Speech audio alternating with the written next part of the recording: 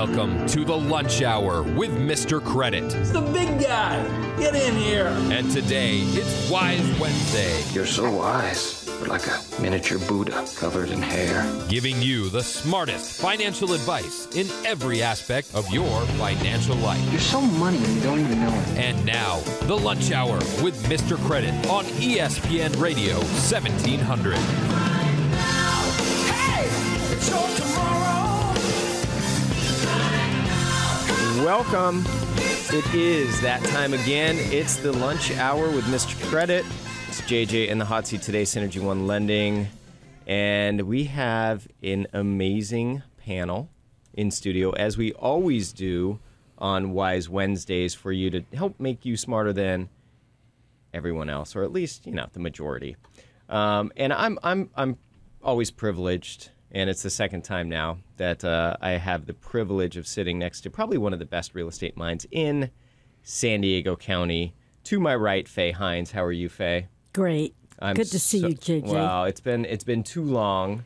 I think it was, I don't know, probably a couple months ago that you were in here, and I was so excited to see you on the list. So great to have you in the studio. And we're going to talk about something that, you know, I don't know if we've ever talked about on air, and it's definitely something that people need to know about. So stay tuned for that. And first time offender on this show, but not on air. So looking very relaxed in the trick chair. And don't worry, because segment 2 or 3, the wheel will come off on the chair and you'll fall to the side, Ken. I'm just kidding. We would never do that to you. The chair's over there that does that. But Ken Bates, American Pacific Mortgage, to bring you the mortgage information you need to know to make you smarter than everyone else. How you doing, Ken? I'm doing great. Thanks for having me. Thank you. I know it's tough. You know, sometimes it's at the end of the month. Here we are, July 30th. And, you know, I know in the mortgage business, I know in the real estate world, the end of the month is one of those, you know, can be a little pressure cooker sometimes, getting the deals done by the end of the month. So thanks for taking the time out on the day before the end of the month here to join us. And we do have our third guest, not in studio, but will be calling in. And he's our board-certified tax attorney, Jeffrey Kahn, which will be joining us in segment 2. And you can't miss this because it's information that you don't want to miss. Otherwise, you could get in trouble and potentially owe a lot of money to the IRS. And nobody really likes to pay the IRS. Let's do a quick market update here. A little bit of red, a little bit of green. And that's after the Fed's announcement that they're going to trim another $10 billion off their bond buying program. And we're now from $85 billion a month down to $25 billion a month. So what has that done to the market? I mean, really, it's just been a blip in the news because it's kind of status quo. And the one thing that has moved the needle a little bit is mortgage-backed securities in the 10-year, the Treasury market has sold off a little bit. So if you were planning on locking in the same rate that you were looking at yesterday on the interest rate game, I'm sorry to say you probably lost some ground. Now, will you get that back tomorrow? It's possible. Maybe this is just a one-day deal, but we have lost ground on mortgage-backed securities today. We are losing ground on the bond market. And I don't think that really has anything to do with the Fed's announcement, or maybe it does. But Ken, what do you think? I mean, we were talking a little bit about this, you know, before the show, interest rates. You think this little sort of movement is just kind of a blip, or is it something that we're looking forward a little bit further in the week, maybe on the jobs report that's coming out on Friday? I think it's a blip. I think the big investors that move all their money around are sometimes doing things right before an announcement just to hedge their position. And yeah, everything came out as expected, so they get to look at it and go, wow, everything's as I planned, no big deal. And now the jobs report is the big, you know, bogey of the month. And that's Friday, and that one will have a much bigger impact than this very, very widely expected, uneventful Fed announcement. Yeah, definitely. I mean, this is something that we've all just been kind of anticipating, and you were kind of talking, alluding before the show, and sometimes I wish we could just tape that conversation before the show even starts and just play it, because, you know, you get a lot of good radio during the breaks, and we are secretly taping you. So don't worry, we'll play that on the breaks. No, now you tell us. No, but it is anticipated movement here. And we will see. We'll see. So, Ken, I'll get your opinion here. Let's say you're in contract now. You're a buyer out there. And you've been shopping interest rates, you've been quoted interest rates, Monday and Tuesday, and things are different today. Things are a little bit different. What do? Do you wait? You're in escrow. You're 30-day escrow now. It's open. You're off and running. Do you wait till Friday to see what happens? And I'm just getting your opinion. I mean, we have no crystal balls. I'm not holding you to it. But sure, this one's easy. What do you do? What do people do in this sort of situation? My advice to people is there's so many things going on when you're buying a house. You got to get moved. You got to get the kids registered in school. There's enough chaos already. So waking up every morning to call your lender and say, did it get better or did it get worse, is sort of like standing at the blackjack table and going, I'm going to just play one more hand, maybe just one more hand. At some point, just walk away. Just take your chips off the table. Don't even look back. Don't go, oh gosh, if I had sat where that guy sat, I could have gotten a blackjack, and go, darn it, I missed out. The best way it was explained to me was by a client, and I passed this actual verbal advice everybody I talked to. He said, Ken, I have a tendency to always guess wrong. So here's my philosophy. If I lock and things get better, I'm going to be, insert a bad word.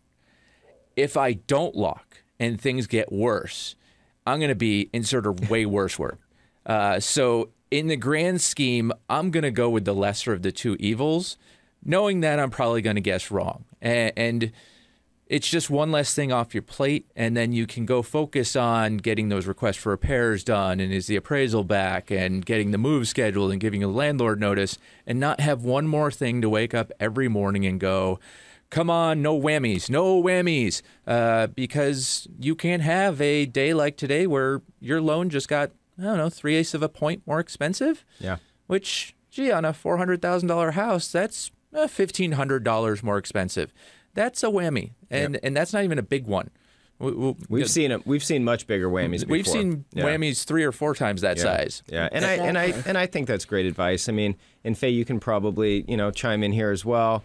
It's one of those things. I mean, you enter escrow. There's a lot of things to kind of worry about. Well, I think probably the most important thing to remember is that, and Ken and I were talking about this earlier, the real drive in the market always relates to the transition that buyer's going through. The buyer's being affected, but generally speaking, so is the seller, because the seller's moving somewhere else. So the market is really being affected by the transition that every individual person is going through.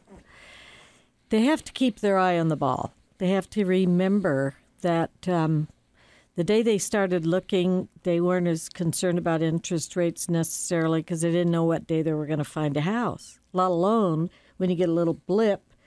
So keep your eye on the ball. Recognize that people are there to help you through your transition, and you're still going to take that new job. You're still going to have that child that's coming. You're still going to have to get rid of dad's house. You're still going to have to go through the divorce. So if you just let folks help you with that transition and concern yourself only about the things necessary for that, and let people like Ken worry about the right thing to do, you'll be far better off. Yeah, and it is. The transition can be complex, and the transition can be a little bit stressful, and you work with the right people, and it takes the stress away. And worrying about the interest rate is not something you should do. If you're planning on buying a home, you should set a range for yourself. What's the range at the top where it's going to kick you out of that certain price point or that payment point? If rates got to 5%, where would that put you? Because that potentially could happen. If rates stay where they are, where is that going to put you? Are you happy with that payment? Because when you find the house that you love, it really doesn't matter. Unless you can't afford it. Unless you can't afford it. An eighth and rate, 0.25% in rate at these levels should not have effect. Yeah, it should not make It's going to have less deal. effect than a $10,000 change in purchase price. So our advice to clients is you can control 2 out of 3 things. Find the right house.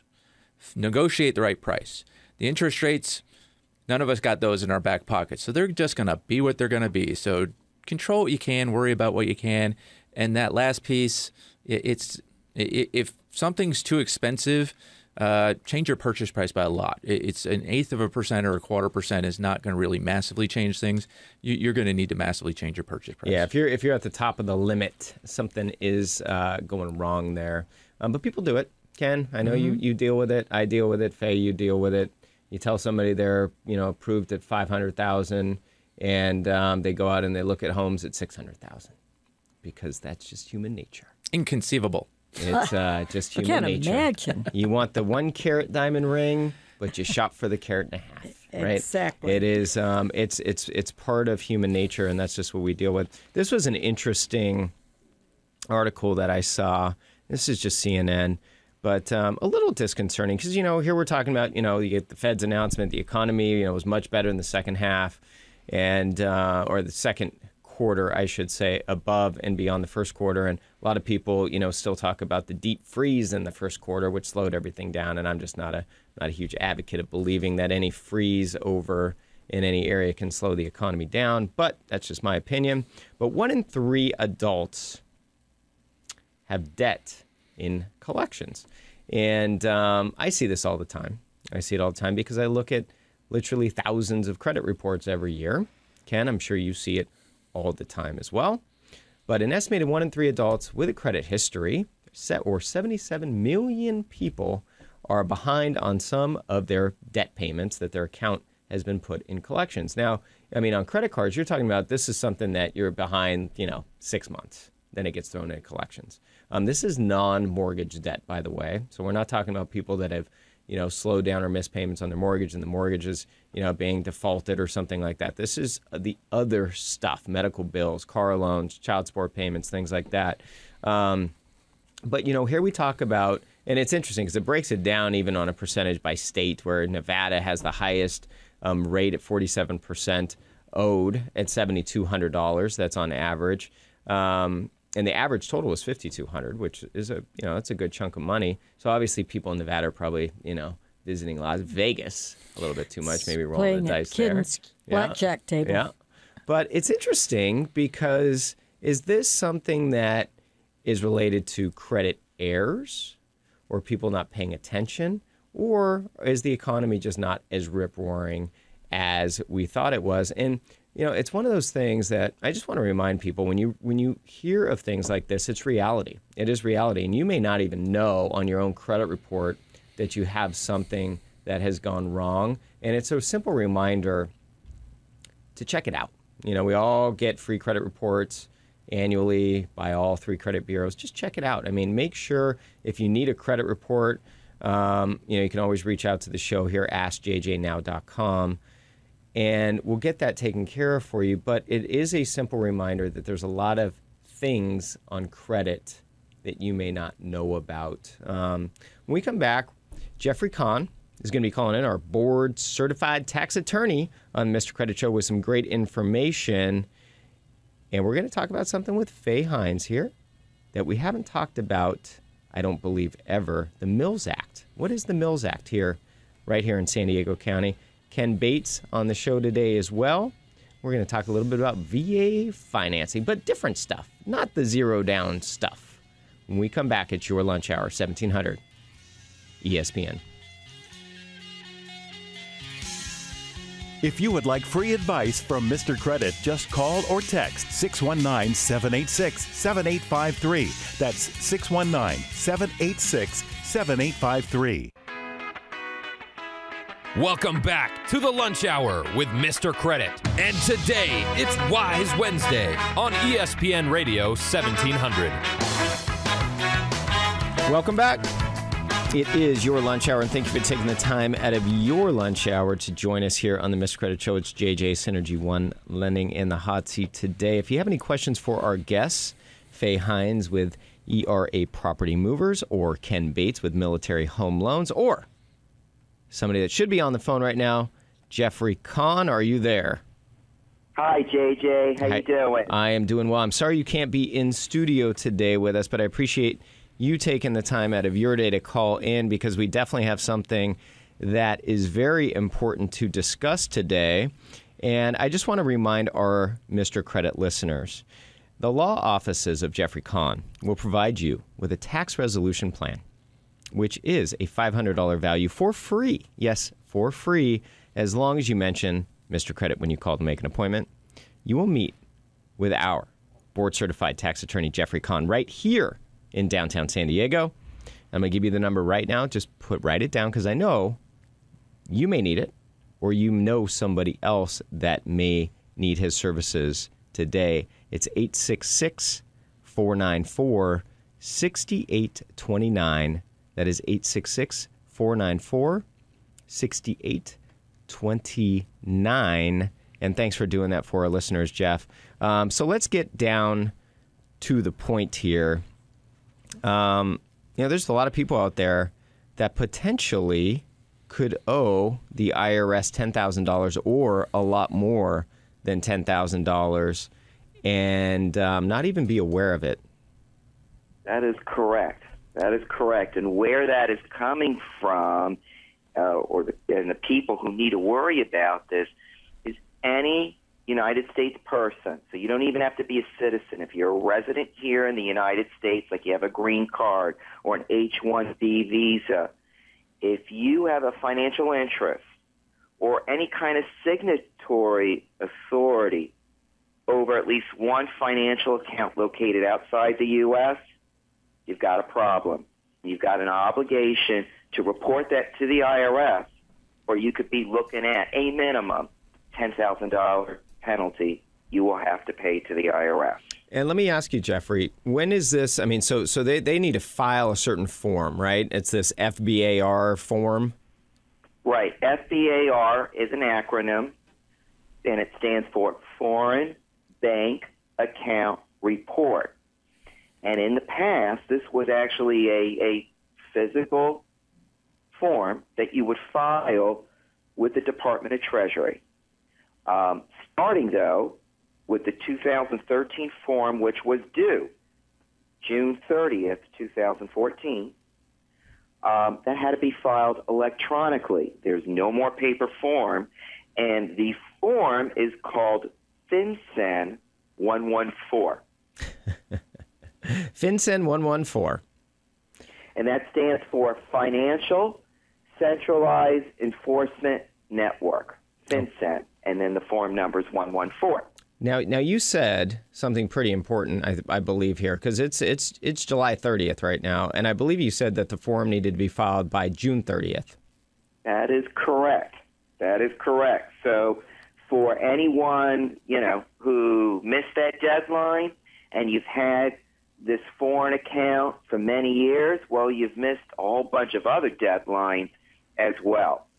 So, but the IRS does have special programs in place that even though you missed the last June 30th deadline and you missed the other deadlines even before that you can come forward, and the IRS has a mechanism. They have a program in place that if you qualify, you won't be writing the IRS $10,000 penalty checks.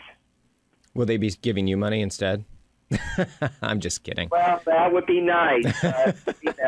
It's always better not to have to pay the IRS and be clean at zero, than you have to pay them. So if you've missed the deadline and it was no fault to you, I mean, let's say, I have my foreign accounts, and I had no idea that this was going on.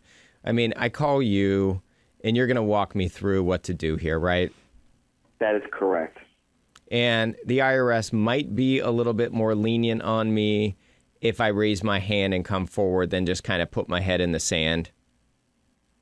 That is correct. I always advocate to my clients and people who do come before me for advice. It's always better to be proactive with the IRS than be reactive. As a matter of fact, in some of the programs that are in place, if you wait, and this applies to certain taxpayers, a lot more in detail, but I'd be happy to go over it with somebody face-to-face in my office. If you're going to wait until after August 3rd to go into this program that the IRS has, the IRS could end up increasing the penalty from 27.5% of the value of your foreign accounts to 50% of the value of your foreign accounts. That's crazy. It sure is. So you have $100,000. The penalty could potentially be $50,000. That is correct, and that's why it's important. You need to act soon. You need to be proactive, so this way you can avoid these potential increases that may apply to you if you wait too long. Well, and you're talking about, I mean, August 3rd. I mean, that's right around the corner here. That's right. That's right. And it primarily applies to people who have foreign accounts in Swiss banks, HSBC India. Those are the primary institutions that if you have involvement with those and you're looking to come forward after August 3rd, that penalty percentage is going to be increased on you. Wow, that's amazing. And can you clear something up for me here? Because you had mentioned if you have financial interest in an account or a signature authority. I want to touch base on the signature authority. What exactly does that mean? Yeah, perfect example is you have elderly parents. They live in India, and they set up their accounts giving their son, who lives in the U.S., authority to sign on their bank accounts in the event mom or dad, they become ill, disabled, and can't handle their affairs. Okay? That is an example of where even though it's not your money, it's not your account, you have signatory authority over that account. And because it's a foreign bank account, you are required to disclose that to the IRS. And your failure to disclose that account to the IRS means you're writing a penalty check to the IRS for $10,000. Yeah, that's amazing. I mean, are these things, is this something that is getting audited out there? I mean, is this one of those audit sort of triggers that the IRS is looking at? Actually, it is, because anyone who's selected for an audit, even if the IRS is not aware of anything foreign, one of the questions they will ask the taxpayer or the taxpayer's representative is, does the taxpayer have any foreign bank accounts? Does the taxpayer have any signatory authority over foreign bank accounts? You don't want to be lying to an IRS agent. That's a tax crime. You can go to jail for that. That's amazing. That is amazing. I mean, I can't imagine how many people there are right here in San Diego County, because it is such a mecca of different people coming here for work. Especially, I mean, you have a huge population from India here that are on those H-1B visas in the biotech field and in the technology fields. With the biotech, I mean, just the population from the Asian communities as well. And let's not forget just south of the border here, Mexico, how many people this affects. And I'm going to guess, I'm going to take a stab at this, Jeff, and say most people don't know about this. No, most people don't know about it. Now, the IRS is doing a better job getting the word out because this has been going on for like about 5 years now. So more and more people are learning about this. A lot of tax preparers are getting more educated on it. So they're, first telling their clients now, about this. But, there's a lot of pitfalls in this. And for somebody to try and come forward on their own and they're not going through all the different hoops, you're just making it easier for the IRS to penalize you and perhaps even file criminal charges against you. It's incredible. I mean, why are they making these penalties so extreme? I mean, 27% to 50, going up to 50%, even the $10,000 minimum fine. I mean, why are these? I mean, that's pretty steep. Well, the $10,000 minimum fine, that's actually something that came out of the Bank Secrecy Act back in the back around 1980, and the primary motivation for Congress to enact that law was, they wanted to basically curtail money laundering, terrorism, drug dealers to be able to move money. So that's when this first all came out. So it had nothing even really to do about evading taxes. It all had to do about knowing, who was moving the money and where that money was being held. Yep. But all this time, U.S. taxpayers, they do have the obligation to report their worldwide income, and that's where this 27.5%, 50% penalty comes into play, because it's a deadly combination when you didn't disclose your foreign bank accounts and you didn't report your foreign income. That's where the IRS can get you on these huge penalties, and that's where they can pursue criminal charges against you for tax evasion. Yeah, it is incredible. I mean, thank you so much, Jeff, to coming on here. I mean, and I want to remind our listeners. I mean, if you are a listener today, Jeffrey Conn, he's all over the place. He has an office right here locally in San Diego, and when you call, just mention the Mr. Credit Show, and just tell him you're a Mr. Credit listener. And the Jeff is going to provide you with a plan, okay? And it's not, we're not just talking about this form or foreign accounts. We're talking about just tax problems. You have a tax problem, you owe the IRS money. I mean, don't wait. He will help you. He will help lessen the worry that you have right now and come up with a tax resolution plan. It's a $500 value. It's free, because you're a listener, because you choose to tune in and make yourself a little bit smarter than everybody else. Just call, make an appointment today with Jeffrey Conn right here in San Diego. I'm going to give you the number, 866-494-6829. That's 866-494-6829. Jeffrey, thank you for taking the time to call in today. I appreciate it. Thanks, JJ. We'll talk to you soon. When we come back, what is the Mills Act? Do you know what it is? We're going to tell you what it is on this Wise Wednesday. It's your lunch hour, 1700 ESPN. If you would like free advice from Mr. Credit, just call or text 619-786-7853. That's 619-786-7853. Welcome back to the Lunch Hour with Mr. Credit. And today, it's Wise Wednesday on ESPN Radio 1700.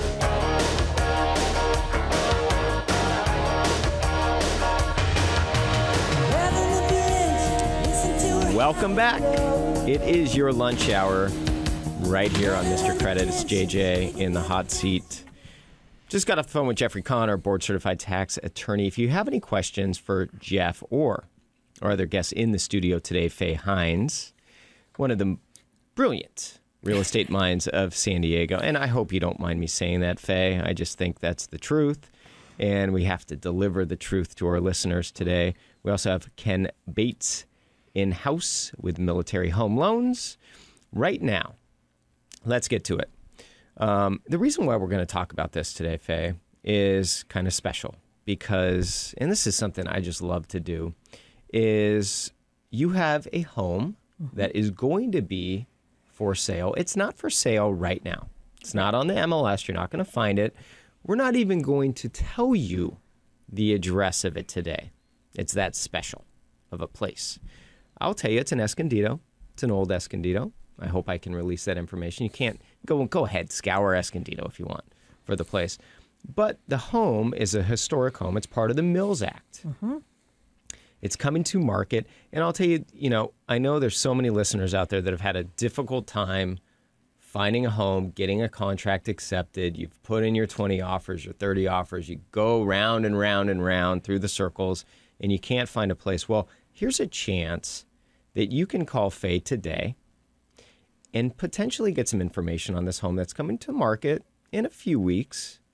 And you might have an upper hand on this home, which is part of the Mills Act. So, Faye, before we talk about the house, let's talk about the Mills Act. What does it mean if a home is part of this? Okay. Well, first of all, the Mills Act was named for San Diegan James Mills. He was a former state senator. And the whole purpose of the Mills Act is a historical designation that can provide a tax deduction reduction, a tax reduction in San Diego. And it's San Diego County. It's not just San Diego City. And I'm going to give you this real quick. It's for the city of San Diego, Chula Vista, Coronado, Escondido, La Mesa, and National City. So not all parts of San Diego. Not all parts. Interesting. And those were the original areas of development. So therefore, you have more historic homes in that vicinity. And so when the act came about, the whole issue was about encouraging preservation. So there are specific guidelines to the home being in the Mills Act. You make application for that, and I'll give you some just quick things. It generally runs 10 years. Okay. It can be renewed. So you do have to renew this. Well, potentially. If you were to sell the property, as an example, and you've performed all you needed to do and it follows the guidelines, and you sell that property, it transfers with the property if you sold it within that 10-year period. But let's say it's ready to expire, and the people have maintained the appropriate things necessary for it to qualify. They can, in turn, then get it for another 10 years. So it's a case-by-case situation, and the benefit is primarily to reduce the property taxes. Now, that comes into another whole scenario because there's a wide span of that reduction. Okay. That reduction is based on the county assessor's office and the assessment on that property. Let's say the property was under a Prop 13. You're not going to get much of a reduction if you've been under a Prop 13 and the house was built in 1886.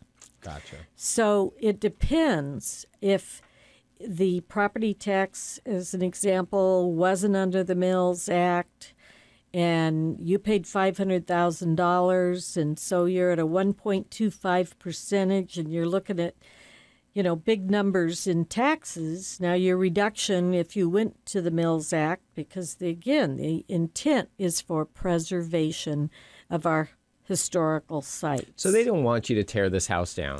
Exactly. And rebuild it. And if you do redo it, what if you do construction? I mean, is that one of those things? You do construction, you keep it in that historical zone, you can still take advantage of the Mills Act? You can take advantage, but there are appropriate actions as it relates to redoing. Restoration is truly restoration.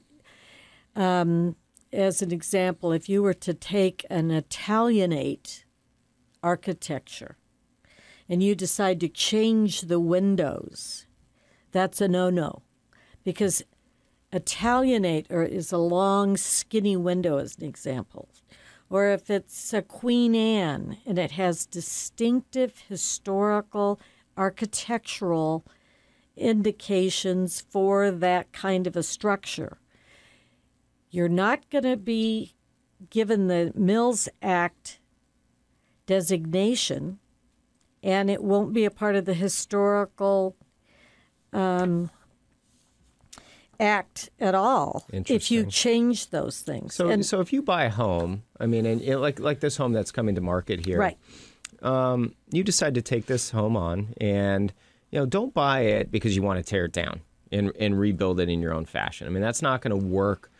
Obviously, you could do that, but if you want to take advantage of this, that's not what you want to do. You want to buy the home because of the historic value and redo it to what it was originally built for. Right.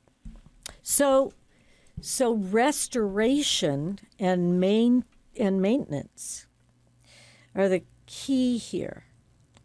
This home that I'm going to be listing and having on the market very soon. Let's talk about it. Yeah, it was an old church, and the downtown Old Escondido Historic Society, They in the library, you can go find where there is an indication that it was an old church. Interesting. And it has been added on to make it a more livable space. But what the indicators are for the restoration aspect in the Mills Act is that from the street, in order to view the property in a fashion that would indicate that it is a historical site, the windows, as an example, the architecture itself, and I wouldn't have time to go into every little detail, but trust me, there are many factors that from the street you have to be able to note that it does look historical. So if, I mean, that's what keeps it involved in that. So let me ask you, I mean, give me some details on the home, because I want to find a buyer for this before it hits the market. Yeah, let's so that would be fun. Give me some details. Bedrooms, bathrooms, square footage. It's 3 bedrooms, has 2 baths. It's about 1,400 square feet. And it was built in 1886. Wow. Very cool. So the original frontage on a rather thoroughfare kind of street of Escondido, it does look like a little church. Okay. The front of it does look like a little church. They've moved the front door so that it's off of what was probably a porch. You see a lot of that in historical Escondido. Mm-hmm. But these folks really enjoyed the property, and it has a beautiful spa out in the back, and it's a very large yard. It's a historic spa. No, yes, it is. I think the most fun. It's an old bath, one of those hot baths that you see in other countries.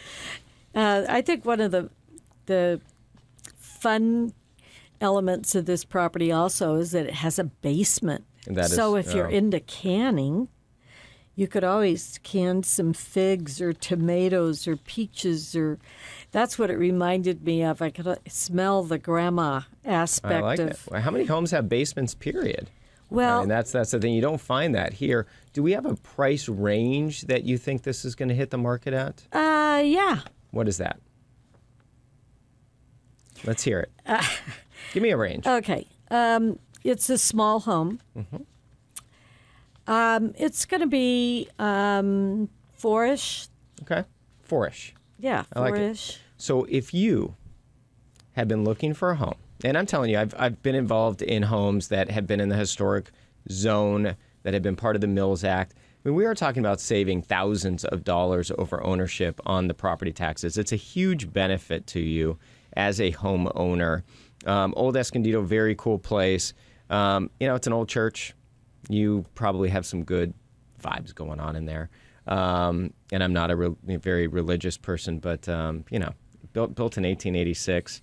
Very cool deal. If you want to see this home or have a chance at this home before it hits the market in a few weeks here, I want you to call Faye directly. Faye Hines, ERA, Property Movers. He's been in real estate a long time in the North County, an expert, one of the true experts of this business. 760-533-9974. That's 760-533-9974. You can find her online at theheinsteam.com. Theheinsteam.com. That's Faye Hines, ERA Property. When we come back, Ken Bates is going to talk about VA financing, but not your normal VA stuff. It's your lunch hour, 1700 ESPN. If you would like free advice from Mr. Credit, just call or text 619-786-7853. That's 619-786-7853. Welcome back to the Lunch Hour with Mr. Credit. And today, it's Wise Wednesday on ESPN Radio 1700. Welcome back. It is your lunch hour, Mr. Credit. It's JJ, Synergy One Lending. If If you have any questions for any of our guests you want to get in touch with and you didn't have a chance to write down their number when I threw it out, just go to AskJJNow.com. You can give me a call, send me a text, shoot me an email, and I will make sure to put you in touch with whom you're looking to speak to. We have Ken Bates in the house today, Military Home Loans. And yes, he is a military loan specialist. 92% of his business is VA financing. So you are talking to the right guy if you're doing a VA loan right here, right now in the studio. You know, a lot of people talk about VA financing, Ken, and it's the same old stuff, you know, zero down. Well, we all know it's zero down. Yep. It's one thing that, you know, people don't really realize is that you can have more than one VA loan at a time. And I want you to kind of explain how that could possibly be, because the misconception's out there. Sure. There's lots of misconceptions, both for people that are VA eligible and sometimes the agents that represent them and going, what can you do and can't you do? And this is one of the big ones that we see is people think that a VA loan is like a one-time, first-time home buyer program or a silver bullet or, you know, I am saving it for my retirement home. It's like, why are you saving it for that one? Why not use it today? And one of the big things that we see is people going, well, you can only have one VA loan at a time. I bought a house in North Carolina. I was stationed there. And now I'm transferring to San Diego. My $100,000 North Carolina house is, I'm going to leave it behind as a rental. You know, I play Monopoly. I know how to win. It's not by going around the board. It's by buying every square you land on and getting other people to pay your rent. So when I get to San Diego, I'm gonna need a down payment because I'm not VA eligible because, well, my VA's tied up in North Carolina. It's like, well, no, a portion of your VA eligibility is tied up there, but you still have a whole lot left, and you can still buy a property, your primary residence here in San Diego, and you can use your VA a second time, and depending on how big the loan is, you probably can even do that second loan with zero down as well. So now you have two VA loans at zero down, and you got your second Monopoly piece. And little by little, you work your way around the board. And people just don't realize this. And our active duty military are where we see most of this happening. But we also see it with our retirees that go, you know what, the military got me to San Diego, and thank you very much. I won't be leaving. A friend of mine has the license plate. You know, I'm from North Dakota, but I got to San Diego as fast as I could. You know, so people are getting here and going, I want to put down roots, but I don't have 3.5% down, or I don't have 20% down. Holy moly. And it's one of those things, and the same thing goes for people that had a VA foreclosure in the past. Well, I had a VA foreclosure in the 90s. You know what? BRAC bases, I got caught up in it. Same as a lot of people that got caught up in the recent downturn. And they lost a house, and the VA ended up paying out a guarantee. That doesn't mean you're not eligible still. It doesn't mean that you couldn't do zero down. It does reduce your eligibility a tiny bit, but it's usually not very much from those people that lost a house previously. And that's a great example, because I did have a client who actually had an old VA loan that was assumed. Yep. And the people that assumed it foreclosed on the loan. Mm-hmm. And he was able to use his VA, the remaining portion, to purchase with zero down. So right. Great point there. And when you get your certificate of eligibility, you know, because most of the time, have your lender help you, but clients can do it on their own. If they get their own and it says they're going to get something back from the VA that says, we lost $8,000 on you back in the 90s. If you want all of your eligibility restored, you can write us a check for $8,000. What they don't say in that, to just keep in mind, is you might not have enough eligibility with what's left to buy your next house with zero down, and you don't have to pay back that $8,000. As a matter of fact, you might be better off using that $8,000 as a down payment or buying down the interest rate or something else like that. So that's where people operating on their own, you know, may not be getting all the right information and going, well, this seems like the right thing to do, and it does seem like the right thing to do, but it may not be the best thing to do depending on what they're doing if they're not talking to the right person that really does a lot of VA. Well, and if you want to talk to Ken, I'm gonna give you his number right now. It's 619-422-5900. It's 619-422-5900. I think another misconception is that VA financing only goes to a certain level, a certain loan amount, and you can buy a much bigger home with a VA loan than people think, right? you could buy a ridiculous home with a VA loan. And people, again, think of it as some type of like first-time home buyer program. The program was created to help veterans coming back from World War II buy their first house. But what happened is recently, about 5 years ago, the VA said, hey, there is no upper limit. We will do loans. The biggest loan to date that I'm aware of is a $1.8 million loan, and it was on a place up in Tahoe. The biggest purchase done to date is a $10 million home in Santa Monica, but they put $9 million down. Still got a $1 million loan. That's a great deal. And there's tax reasons for that. And ask your tax guy why they put $9 million down and got a $1 million loan. But this is where when you're that person that left the military, whether you were a Vietnam veteran or somebody that got out in the 80s, or you're even sometimes a active duty military couple right now, if you're making money and can afford a $700,000 house or a $1.2 million house or even a $10 million Santa Monica home, and you have that VA eligibility, you could be using it, and the benefits are going to be you're going to get a better interest rate by a bunch. You're going to have to put less money down, probably by a bunch. Yes, it's going to require some down payment when you exceed the county limit. The county limit in San Diego is $546,000 and change. So, but it's still going to be a smaller down payment. Let me give you a quick example. I'm going to go buy a house for $1.5 million. It's about $1 million over the county limit. I'm going to only need $250,000 down. It's still a lot of money.